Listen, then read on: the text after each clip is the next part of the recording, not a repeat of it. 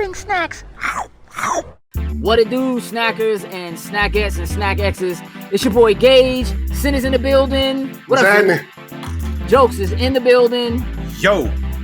We are joined by the one and only Playful Gorilla. Yes, sir. Yes, sir. What's up, gentlemen? What's going on? It's been a hot minute since I seen you and talked to you guys. Yeah. Facts. It's been too long. I want to say the last time we saw and spoke to you was Ocean City Comic Con 2019, I believe. Yep. Gosh, I 19. think that's right. All right. I'm pretty sure. All right. That's about right. That's been, dude, from that point to today, it felt like 10 years. I ain't gonna lie. yeah, a little bit of a rough year last year. Right? See the beard that grew in now and everything. Yeah. Look at all the curious. You know what I'm saying? Listen, I even put the beard oil for you guys. Okay. I had a little, Okay. that's that quarantine. I appreciate that. Yeah, that's what's up. Hey, listen. So for anybody who is watching this interview right now, who doesn't know who you are or what you do, give us the rigmarole. Who is Playful Gorilla? Who is Playful Gorilla? Well, damn. All right. So, I'm technically, I don't know, man. I'm just me. You know what I'm saying? I'm just trying to be me. You know what I mean? Yeah. I'm a toy designer and just artist across the board. You name it. Like you want an artistic twist to it, I'ma do it. Like you know what I'm saying? I'm a glutton for pain. I do it all from sketching to production runs and overseas and everything in between. Logos, animations, blah blah blah. You name it. If I can get my creative paws on it, I'm gonna do it. I started from I'm an old school animator turned toy designer, so you know what I'm saying. Today I'm happy to say that I produce my own stuff. I work in a cool industry, in the dog toy industry, making. Oh, you guys can see one right there. I guess. Trying to figure. Well, there it is. That's not released yet, but it's coming. Okay. But yeah. Okay. So, yeah. Exclusive. Exclusive. Right. You guys do cool stuff. Yeah. So that's what I do, man. I'm just like I tend to be heavy on digital stuff, but you name it, like we get it in. We get it in. Hey, I think we've never talked. I mean, we've talked plenty of times, but like I don't think we've ever talked about you transitioning out of animation. Into the work you're doing now. Talk to me about that. So you know what, dude? It was an easy transition. It really came down to me becoming a father, right? That's what it came down to. So before I became a dad, my life was a 9 to 5. At 5:05, I sat in front of my machine and worked through the night. Got back up at 8 o'clock in the morning. Went to work. Did it all over again. I was in front of a machine 18, 19 hours a day, bro. I graduated out of college and with my animation degree, I managed to get onto some TV work, a couple AAA titles, just basic background stuff, nothing major. I never got into a major studio, which was always the chip on my shoulder, right? Like that's always okay. I got my rejection letters from Blue Sky, Pixar, Disney. I have them all. Like I right. And I found myself just constantly, no matter what 9 to 5 I was working, I was always hustling some type of freelance work, and that freelance work more than likely was in the animation field. So I would scope different things, I would rig different things, I would prep some animation assets for animators. I would animate some assets like all those like HD TV shows with like building a house or fixing up a house, and they always had those crazy intros. I'm on like 3 or 4 of them, you know what I mean, like back in the day. So I never got to that point I wanted to get to. And then I found out that I was gonna have a kid, and I thought to myself, all right, cool, like that's badass. Like this is it. Like this is it. Like, from being told to actually holding them in my hand changed my damn life. You know what I'm saying? In hell, like I'm taking away time from this little creation here. You know what I'm saying? So like I backed up a little bit, moved back to the East Coast, started working 9 to 5, and I dropped all my clientele. And man, for a couple of years I just sat there. I'm like, damn, dude, like I got that chip on my shoulder. Damn, I never made it into. Disney was always my dream and that my goal. Aspiration. Yeah. And it just never happened.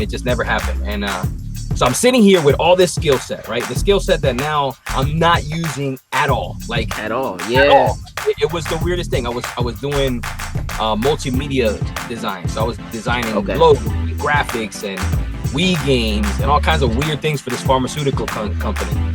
And I'm just sitting there, man, like literally the least creative job I've ever had, right? And I just sat there, and it wore me down, bro. So I'm sitting there with just fiending to animate again and do something, you know, with 3D and whatnot.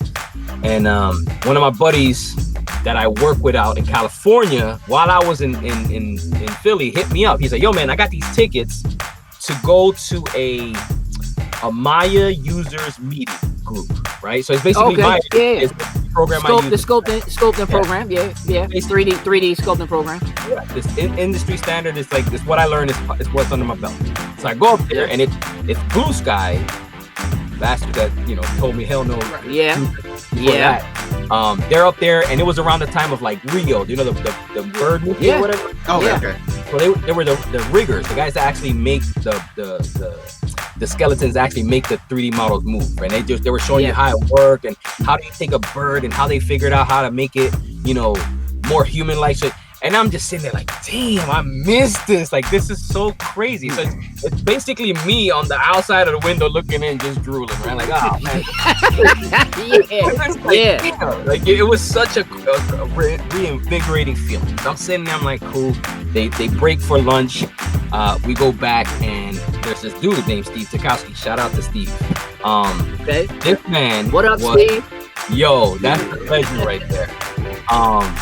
So this, I tell him all the time because he's the reason I'm doing what I'm doing today. So I'm sitting there, mind you, just coming off this awesome presentation of the Rio birds. I'm seeing all the background stuff. I'm just getting as excited as I ever was. And this man comes up and he starts giving a presentation about designer toys. And I'm like, what the hell is this? Like, what are we talking about here? And he goes up and he starts talking about how he's an animator and he works for Blue Sky. That's why he was there, right? So they invited him as a speaker. And he showed his resume, showed his demo reel, commercials out there. Like, just you've seen his work, right? He's just a freelancer that was all over the place. So then he starts talking about like how he got into characters and like bringing characters to life and to bring them into physical form. And I'm like, what the heck is this dude talking about? Because here I'm here listening to this dude tell my story, right? He's an animator, right? Just got his firstborn was his first kid was just born. He couldn't animate as much. He has all these skills. So I'm like, why is he telling my story? Like, this is wild, right? Yeah. So he busts out like this little sculpture of this little robot he makes. And he literally explained how he went from a sketch to like a clay mock-up to a 3D mock-up to a 3D print, which is the first time I heard 3D printing. I'm like, yo, what did you say? What's that? Yeah. And I'm like, yo, what? Yeah. I'm like, yo, why has no one ever told me about this? You know what I mean? Like, I felt like a noob, bro. Like, I just sat there like, I've been doing this for, I don't know, at that time, I've been doing it for 10 years. I'm like, how the hell have I never heard of this, right? Yeah. And it basically shows us exactly, again, he uses Maya. He basically showed me from step one to like going all the way to China and producing a toy. And then he had his, like, his vinyl. Yeah. I got a bunch of them. They're all packed up, but I got a bunch of them here because, like I said, I've been at E-Trend. So I'm sitting and I'm like, what are you, wait, what? So you can take, so he basically did a blueprint of like, I can do everything I would do for animation. So you sculpt it, you rig it, you render it, you color it. But instead of animating, you turn left and you 3D print. Right. Curveball. Drop the mic. Yeah. Well, exactly, bro. I'm just like, yo. So that his boy comes up. Shout out to Mike Gullen. Mike Gullen at the time. What up, Mike? What up, Mike? Yo, What up, Mike? At the time was freaking McFarlane's prototyper, right? Oh, so wow. Okay. Ooh. Presentation on like how he scans celebrities and how they make actual action figures, the Walking Dead action figures that came out, right? Yeah. I held a prototype of Michonne months before, probably even years before it was out on the shelf. Because I'm like, and I'm sitting there like, whoa, what what it is. Like I'm sitting there like, yo, pero coño, que es esto? Like, what am I like? What? I shit you not. That night, Playful Gorilla was born. Because I sat there and I told myself, well, I know exactly what I want to be doing. Like, this is it. Like, I'm broke as hell. I don't, you know what I mean? Like, I got a kid. I gotta figure out how to make it. Yeah. I don't know how I'm gonna do it, but I got the blueprint.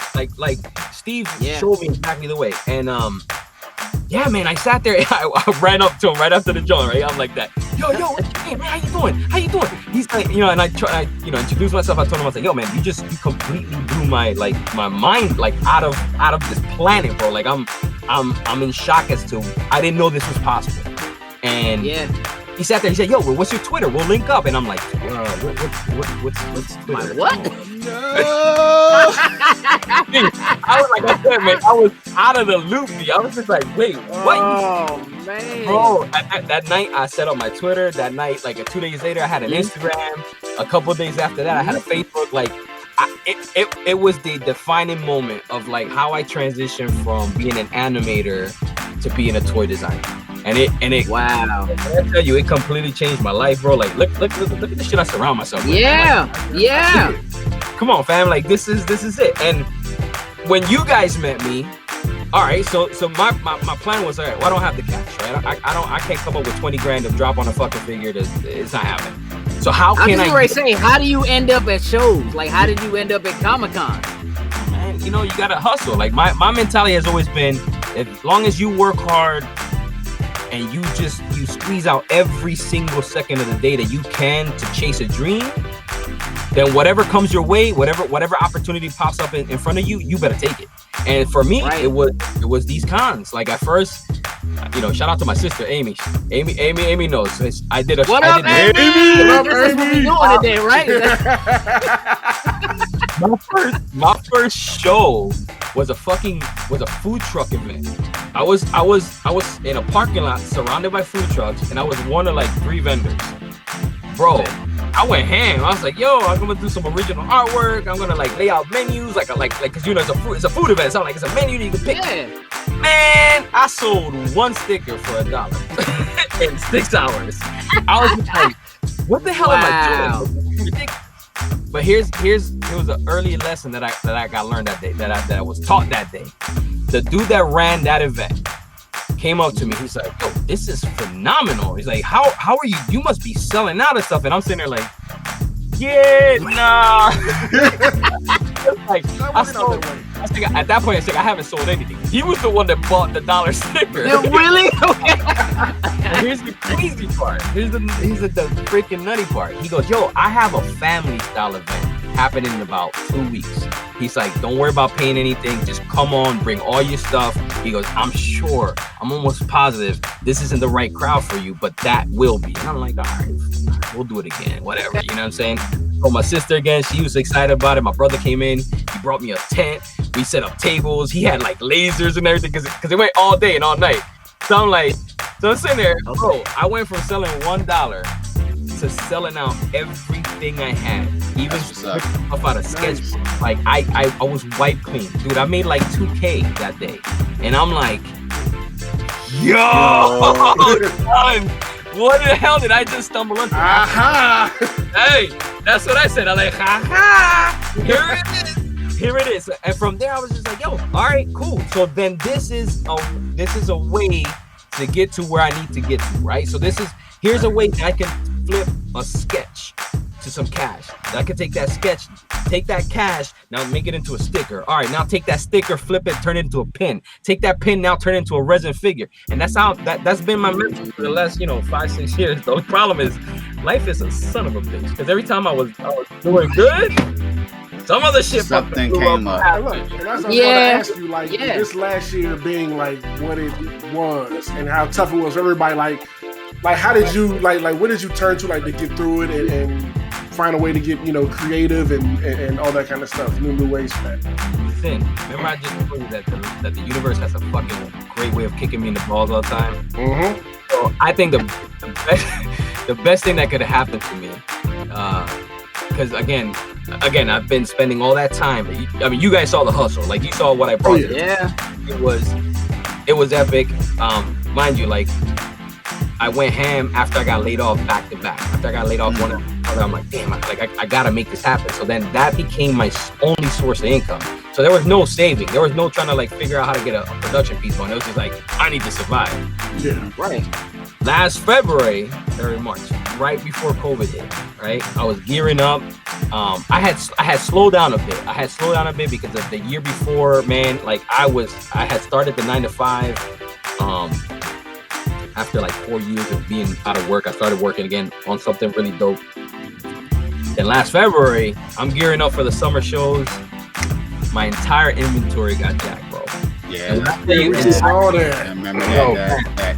Let me tell you how heart-wrenching that was. Like I can't.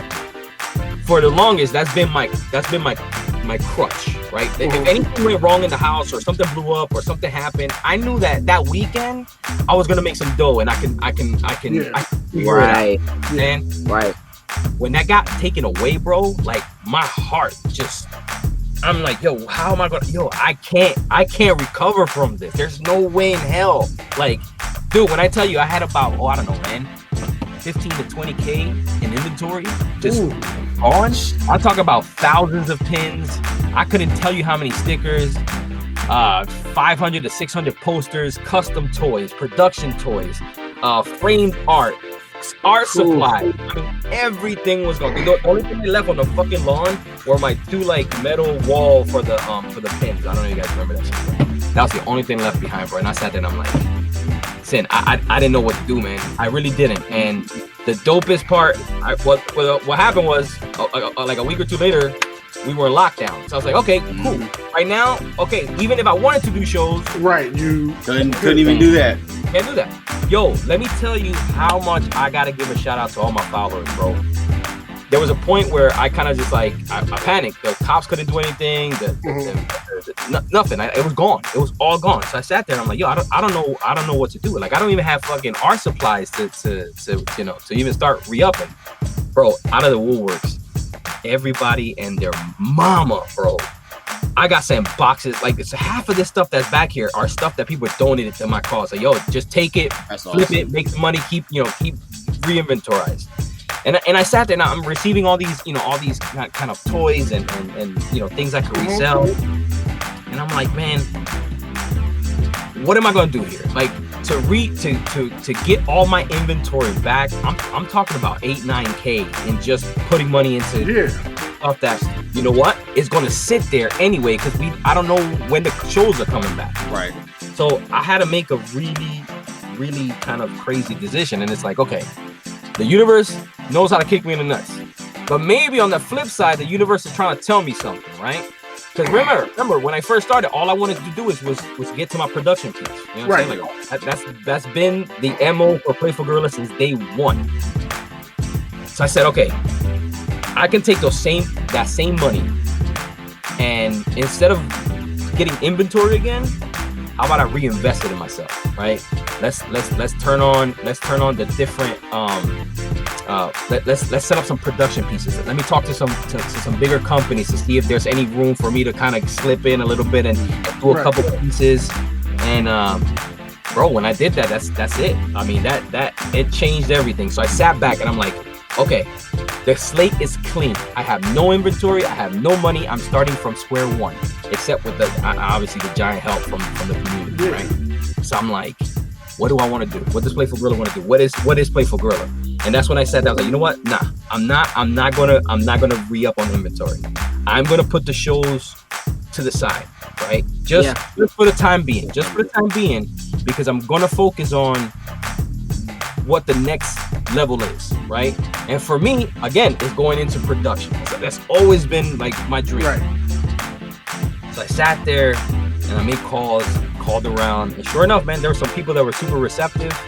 And one of the biggest things is that I've had this story that I've been writing for, God, man, years since back in college. And one day I was just kind of reminiscing, and I'm looking through all my old notes, and I'm looking at this, and I'm like, damn, like all these small stories that I did, they all kind of connect. And I was like, all right, if they connect, I can make a world, right? So I'm like, you know what? Screw this.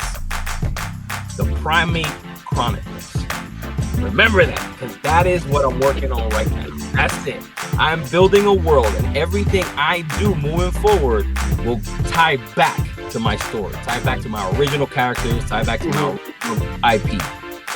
And when I do eventually come back to the cons, it ain't gonna be what you saw before, right? It's gonna be this new rollout. Now it's just gonna take time. That's the only thing I've noticed real fast. That production takes time, right? I can sketch out an idea today. I can pay for it tomorrow. I won't see it for another year from now. You know what I'm saying? Right. But that's where I'm at, man. Primate Chronicles is the only thing. I'm fiending right now. That's all I'm doing. So with that being said, right, y'all, fam, how about your boy is officially gonna be a comic book writer here soon? How about that? Hey! Shout out to Invasion Toys, because without them, I wouldn't be where I'm at right here right today. They reached out. We talked. We politic. I'm like, look, yeah, I can do your fan art. I can do other stuff, but I'm not doing that anymore. This is what I'm doing. And the minute I pitched it to them, they're like, yo, this is exactly what we need. And sure enough, man, we went down the road, and we penned the script. Like, I have a giant timeline. I have like this story, kind of like I call it that. Like, it's just like an old animator's Bible, right? It's like you basically write, jot notes. You know what your stories are. You know who your characters are. You kind of build out their bios. You know, it's like a Wikipedia of the world. And we took that. We took the first part of it, or actually the last part, because I'm telling my story backwards. And I was able to, with some ex-Marvel writers and some ex-Marvel comic guys, like, fam, y'all, I should show you guys. Fuck this shit.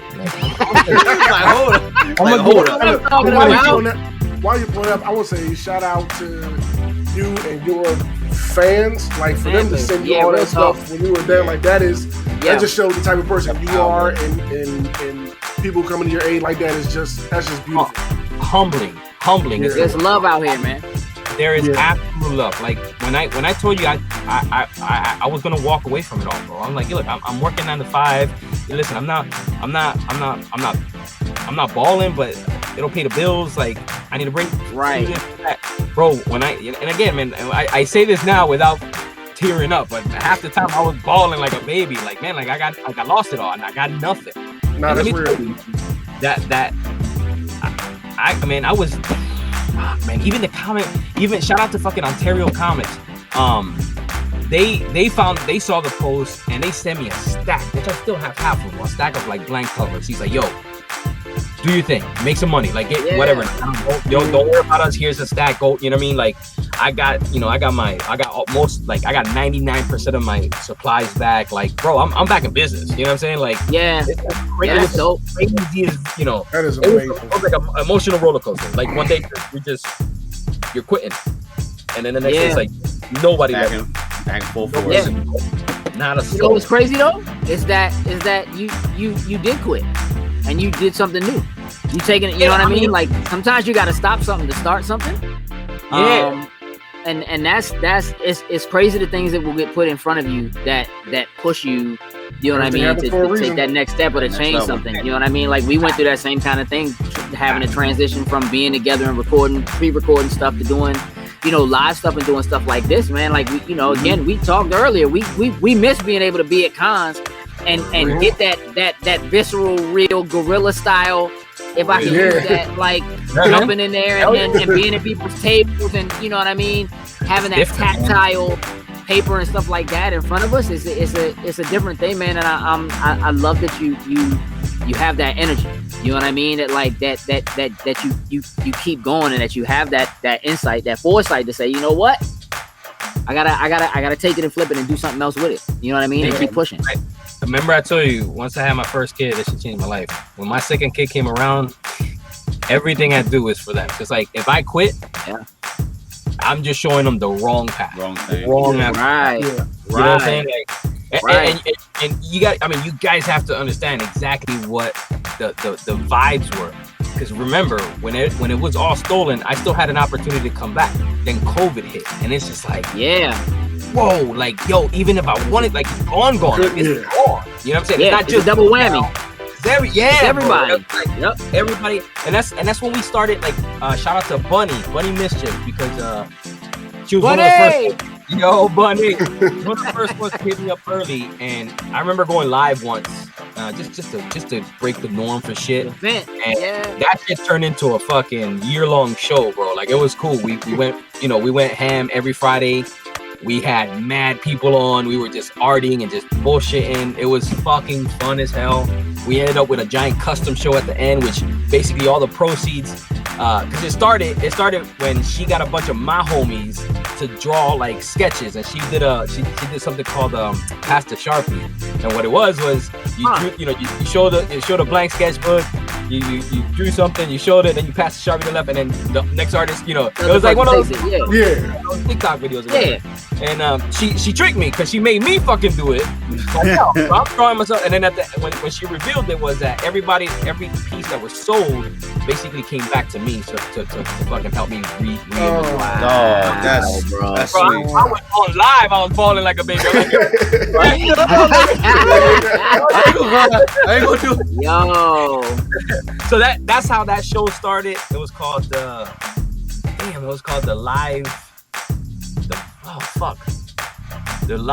live virtual painting party is what we called it. And we just show up, paint shit, draw shit. And then we ended up, what I did, I flipped the script, because at the end of the show, I did a giant custom show, like a toy custom show of her character that we kind of like, we did this, it was a running joke from the show. And I flipped it. They were supposed to get married last year, and because COVID, they shit got shut down. So I donated all the funds to their marriage, to their fucking wedding. Wow. So listen, that's man, cool. You gave it back. You give it back. If you're not out here giving back, like, you're doing something wrong. I am on the opposite end of receiving absolute love and support at a time where I don't think anybody needed it more. And the only thing I can think is, man, that's all I want to do moving forward. Is wherever I can, I'm gonna help out. I'm gonna do. Yo, you gave me. You hit me up. You're like, yo, I need you. I'm like, done. I didn't even question. I need you for something. We got there early. He was like, all right, so what are we doing here? What am I doing? It was just like, I can make it work. What exactly are we doing? I started cracking. Like I said, you guys have been supporting me for a long ass time. There's nothing I wouldn't do for you guys. Just that's what's up. Don't need to ask. You know what I'm saying? And that's what we're at. That's what's up. Appreciate that. I appreciate that. Listen, here's what I want to do. Can you tell me about this? What is this? Shit. All right, tell me about this, because I own a copy of the Thanos. I have a picture. I have that picture. Talk to me about that, man. All right, so once the live painting party was over, right? So that was like Thanksgiving, Christmas time. We just kind of like, that was the last show. We kind of wrapped it up. Again, life knew how to throw a fucking wrench in my system. At that point, I was doing good. Everything was kind of flowing good, flowing nice. This February hits, snowstorm comes, jacks up my roof. Yeah. All that, everything leaked and spilled. I remember. Yeah. I'm sitting there like, yo, I'm living Groundhog Day, bro. Like every year, I'll sit like February's gonna come, something stupid's gonna happen to Playful Gorilla. So I'm sitting there like, So now I got, I'm in a row home. So like, I got 3 floors: my son's bedroom, the dining room, and then my office. They all share the back wall. Yeah. All that, bro, for 3 days straight, it was just leaking, because all the snow was melting over the roof. On the back end, flooded, and I'm sitting there like, really? Yeah.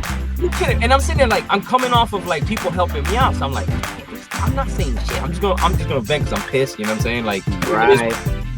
The fucking insurance. I was like, all right, fuck it. Then I got insurance. What do I pay insurance for? I got this house for fucking 12 years. I'm good. Let's fucking, I never dealt with insurance. They denied my ass, motherfucker. Denied my ass. And I'm like, wait, what? What? Are you? Wait, hold on. I'm like, are you kidding me? So now I had a company come in like 2 or 3 days after the leak, and they ripped everything out. So I don't have floors, walls, ceilings, and on all that side. I mean, literally still like that. That was in February, and it took a month and a half for them to fucking deny me. So it's like March until like halfway of last month. So now I'm like, okay, what the hell am I gonna do? So I had my buddy Fett. Shout out to Fett, Josh Schneider. What up, Fett? What up, Fett? He was on the old show with me, and he kept. He said, "Yo, B, you gotta get back, man. You people need the energy out." And I was like, "Bro, what energy do I got to give, man? I feel fucking beat the shit. You know what I'm saying? Like, I can't get a hit. I can't. Like, my dreams. Every time I'm like, ooh, I'm ready. Oh, no, take it back. No, you can't have that, Alex. You can't have that." So I sat there and I'm like, okay, what do I do? What do I do that's different? Can I, like, everybody now, like, mind you, when we did the live painting, like, party or whatever, everybody's doing it now, right? Like, so you go on any given day, somebody's arting on Twitch or something. Right. Correct. I've been there, done that. So I'm like, all right. I say, Josh, Fett, if I come back, I'm not playing. Like, I'm gonna take whatever I have and I'm gonna sell the shit out of it. You know what I'm saying? Like, I'm gonna finish some old releases that never happened. I'm gonna just bring new resin. I'm gonna bring new items, new small little, you know, characters that have always been around that I've always, you know, had but never really pushed. Yeah. For me to, like, every week paint something up, offer something up. So what you saw there, shout out to Fett, we call it Booze and Buddies. It's a new Friday live. Yeah. That's strictly that right there. That's it right there. All right. That right there. Okay. That right there is a new initiative for me. And what it is I want to start. Mind you, remember that I took last year and I made a decision not to do the cons. Yeah. But flip and start doing more production stuff. So I put into production a comic book. I put into production a couple colorways of figures. There's my resin figures. I linked up with my buddy down in St. Pete's, Lunacy Effect. Shout out to Lunacy, because we're fucking banging out big. Oh, what shit. up, Lunacy? I'll get to that next, because y'all not gonna believe the shit we're gonna be fucking doing now. You're gonna be like, yo, for real? I talked to this motherfucker. What? Yo, so Booze and Buddies, right? So I was like, Fett, if I come back, I need to close that gap. I was like, right now I'm struggling. It's like I don't have the luxury of time to give up on a Friday night and not be productive, right? Right. It just can't happen. Like I had the luxury last year because I was okay, but with this new situation, I got a couple expensive repairs up there. Yeah. So it's like, okay. Yeah. Let's do something cool. Let's do something different, something somebody out there ain't doing. Let's get on and surprise drop every fucking Friday. I'm not gonna tell you what I'm dropping. I'm not telling you what's coming. I ain't telling you shit. You gotta come see me and you gotta see what hotness we're dropping that week, right? Okay. So what you showed were the fucking Thanos resin, right? Yeah. These here. I mean, there it is. So y'all remember the Thanos drop, which is in the background, right? I did a couple. I did stickers. I did pins. I did those dope glass cutouts where the jewels were on the glass. This release was something that was the next progression when I was on the con circuit. Like, that was going to be the next release in the next couple months. You know what I'm saying? I had all my supplies, everything was ready. I just never produced them. Like I said, it was the end of the year, and I was like, all right, I'll do them for this con season. I just never got to it. When I decided not to do it, I was like, yo, I still have the mold. I have all the pieces already done. I'm like, right. Booze and Buddies. We're gonna drop it on Booze and Buddies. So those are the kind of drops that I'm doing. All that just funds all the other projects. Now, remember I told you about how important giving back is too. So Booze and Buddies is not just a selfish act. What we do is we invite one other artist, right? One other artist every week. I say, hey, listen, I want you to do a small run of whatever you want. Yeah. Bring it on the show. Let me help sell it for you. Let me tap you into my client, my fan. Okay. Let's make some money. Let's make some bank together. And that's exactly what it is. That's dope. We've had 5 shows already. Every single show we've sold out all the pieces that the other artists make. So man, that's like, dope. That's dope, man. That's dope. And I mean, that's dope, man. Artists like Nervous Wreck, we got stuff like this that pops off. You know what I'm saying? Oh, that's yeah. These are handcrafted, hand painted. He brought a run of like 27 in about 5 minutes. Dude. Done. Wow, gone. Like, yo, this is it. So I'm building this little mini machine, this little mini community of like a promotional machine of like, hey, listen, you want to know what's happening, what's popping off next? Come see him on a Friday night, because I'll drop some new shit. I'll do it right now. Don't show nobody, but check it out. You ready? Okay. All right. So you guys can see it. That's a little preview right here. Okay. Sneak preview. Okay. Exclusive. No one has seen this shit. So that right there. Wait, you see that? Is my cover for the comic book, The Primate Chronicles, The Prelude. I'm telling you right now, son.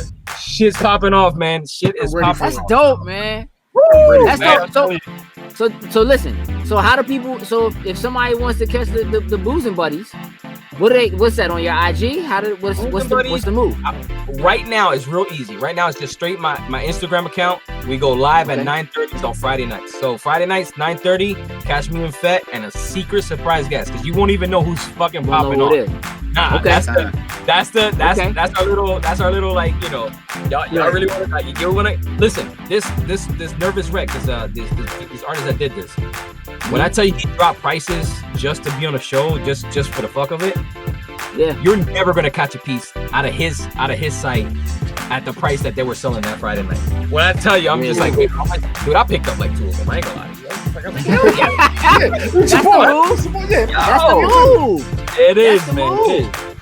But yeah, man, like I said, that initiative is just, again, we're not only, like I said, we're not only helping other artists, but we're also opening up to the community, right? I have been humbled by what people did for me last year. And there was one special person that hooked me up.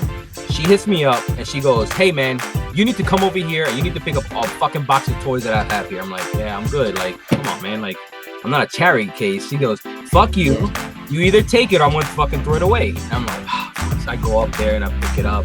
And dude, she hooked me up with just, I mean, there were Funko Pops and there were designer toys and just dude, I'm just sitting there like, yo, I can't take this. Like, this is a little store, you know what I mean? Right. So I sat on it because I told her, I said, look, I don't feel comfortable selling this. Like, I really don't. This is not mine. This is yours. Right. I don't feel comfortable. And I sat on it for a whole year, bro. Like, it's been in a box under my desk this whole time. When Booze and Buddy started up, I hit her up. I'm like, I got the perfect idea. I was like, here's what I'm gonna do. What I'm gonna do is, I know you've been begging me and asking me for a pin design to produce a pin for you. I'm like, all right, here's how we're gonna do. Booze and Buddies is all about helping out. Okay. So what I did on the first show, we did a live claim. I took all her pieces, I put them up for claims. Dude, the money that we made from there, I reinvested into producing her pins. So now we're gonna drop the pin, right? So like, I'm not only trying to build my dream and chase my dream, bro. I'm inviting everybody. If you have an idea, that's what's up. Let me listen. I'm y'all know I'm the motherfucking master at figuring out how to sell some shit for some shit. Let me figure out a creative way to fund your dream. Like, I bring a lot to the table, so there's a lot I can donate, right? So my time, my skill set, like, there's certain things I can bring to the table that would save you a ton of money. That we'll work it out in the end. When you have a product that you can sell, then we'll talk about cutting me off a little bit or breaking me off. So it's like, the idea is that, man. It's like, I want this to be a journey, not only for me, but for anybody else. So, damn, I wish I had a pin. Like, I just don't know how to pay, but I don't know where to go. Blah, blah, blah. Come talk to me, man. Come talk to me. Get on the show. We sell some stuff. We take that. We reinvest it. We make sure we got it on the pop. That's dope, man. That's baby. That's dope, man. That's dope, man. Listen, here's what I need to do. I want to make sure everybody knows how they find you. Okay. So what we're gonna do, there's a couple of things. I want to make sure everybody knows they gotta follow your Facebook. Okay. There it is. They follow your Facebook. Yes. Make sure you follow Playful Gorilla on Instagram, obviously, because at 9:30 on Fridays it's popping off. Hey, it's Booze and Buddies is a thing. Booze and Buddies, baby. Otherwise, you're missing. You know what I mean? Look, here's the Twitter handle for everybody who's, it ain't that hard. It's at Playful Gorilla. Like, if you do at Playful Gorilla, you should find my man, right? You know what I mean? I made it simple. I made it real simple. You know what I'm saying? Here's the other things I want to do. I want to make sure that people know where they can go if they want to get merch, if they want to, support you that way. So the Nito shop is right here, but we also gonna show Playful Gorilla, StoreEnvy.com. What is the difference between the Store Envy and the Nito shop? Okay, so when I was out on the concert, man, like you name it, I got a bunch of shops online everywhere. So my Nito shop handles most of my t-shirts, right? So they're a company to do what I call drop shipping. So if I ever needed a run of shirts at a convention, I just basically ordered them. They literally dropped it at the convention. I sold it, blah, we were good. So I use them heavy for my t-shirt and my apparel. My Store Envy page was a little more curated of like all the merch that I usually carry with me.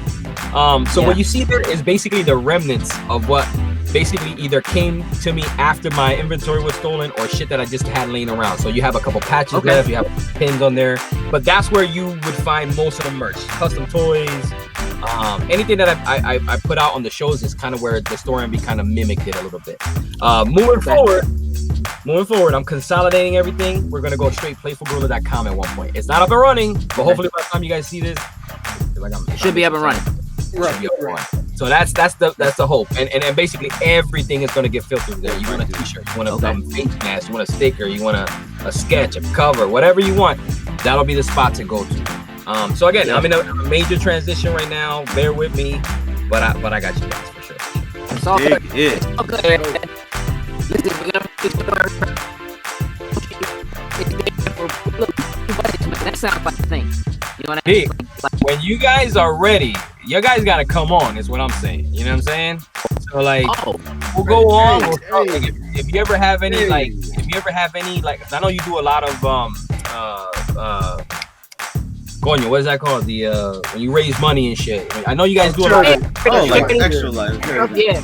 If there's ever something you guys want to promote, like heavy, hit me up. Like we'll get on there. We'll do some cool merch, like whatever it is, man. We'll make it happen. You know what I'm saying?